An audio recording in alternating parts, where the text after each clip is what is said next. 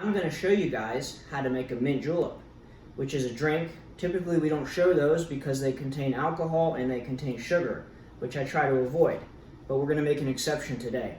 So what's in a mint julep? Mint, bourbon, simple syrup. So you take your cup with ice. I've got a fancy mint julep cup, but I promise it tastes good out of any cup.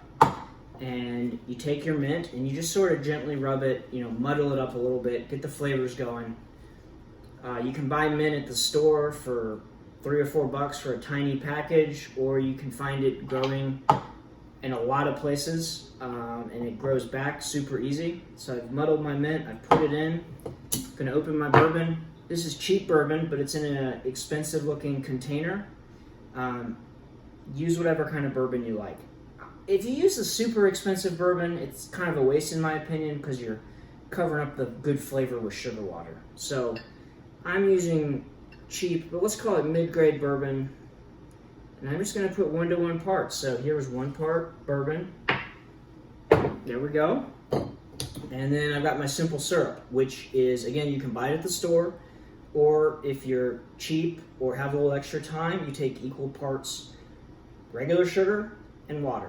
1 part sugar, 1 part water. Cup of each, half a cup of each, whatever. You heat up the mixture, stir it. You don't want to burn it, you don't want to boil it, but you want all the sugar to dissolve into the water. Once all that's happened, you turn the heat off, let it cool.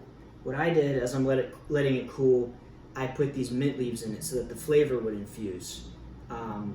You don't have to do that, it already has mint in there.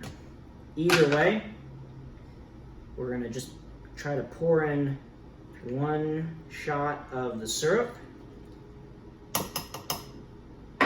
And this is where I should have had a spoon to stir it up, but we're just gonna whisk it around.